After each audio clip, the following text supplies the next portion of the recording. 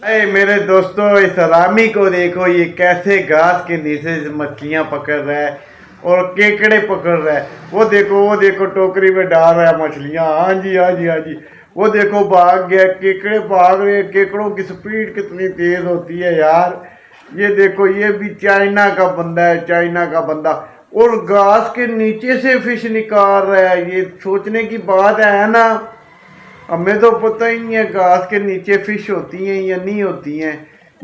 देखो, जैसे जैसे घास उठाता है ना, वैसे वैसे नीचे से फिश निकलती हैं और वैसे वैसे नीचे से केकड़े निकलते हैं। हाँ जी। और बड़ी इंफॉर्मेटिव वीडियो होने वाली है ये। आगे देखो इसके साथ होगा क्या, घास के नीचे से क्या निकलेगा बड़ा सा। और फिर इसको समझ आ जाएगी ना। ये जो है ना, बड़ी इंफॉर्मेटिव वीडियो है। क्या यार, खुदा नहीं कसम जलील हो गए हैं।